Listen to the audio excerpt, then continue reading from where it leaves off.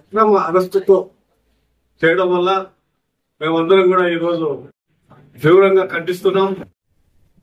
మరి ప్రజలు పరిపాలన చేయమని కూటమి ప్రభుత్వానికి అధికారం ఇచ్చారని తప్ప అక్రమ కేసులు బనాయించి అతన్ని జైల్లో పెట్టమని అయితే చేయడం ప్రజలు చెప్పలేదు. ఇది ప్రజాస్వామ్యం.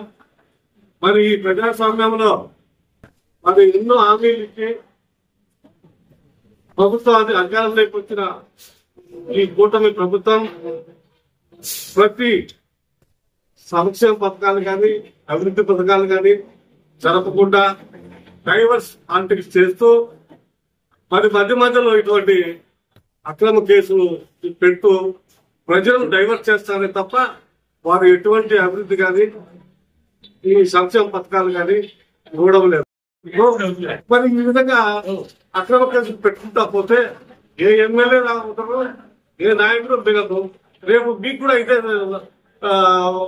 పద్ధతి వర్తిస్తారు కదా. మరి పరిపాలన చేయండి, ప్రజలను మెప్పించండి. అది కానీ ఈ విధంగా అక్రమంగా కేసు పెట్టి అందరినీ జీవితం పెడతాం, బెదిరించి పరిపాలన చేస్తాం అది కాదు కదా. మరి నిన్న కూడా ఒక విషయం అన్నారు. గౌరవ ముఖ్యమంత్రి నారా చంద్రబాబు నాయుడు గారు మాకు చాలా బాధ ఉంది. వాంటెడ్ క్రిమినల్ జగన్మోహన్ రెడ్డి అన్నారు. మరి ఆయన 4 సార్లు ముఖ్యమంత్రి, చాలా బాధ కలిగింది మాకు. ఆయన 40 ఏళ్ల అనుభవం కలిగిన నాయకుడు చంద్రబాబు నాయుడు. మరి వాంటెడ్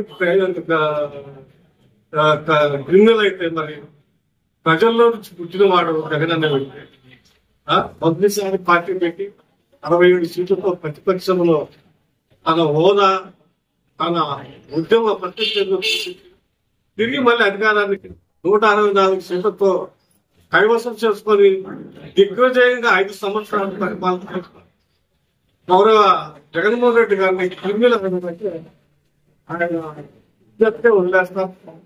నేను అనుభవం లేని నాయకుడు కాదు కాబట్టి ఈ విధంగా చేసుకుంటూ పోతే ఎవరు కూడా అది కూడా దయచేసి మీరు పరిపాలన చేయండి, మీరు ప్రజలను ఉద్ధరించండి.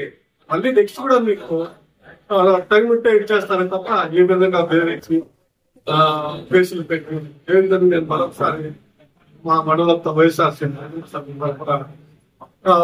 తీవ్రంగా మిథున్ రెడ్డి అరెస్టు ఖండిస్తున్నాను.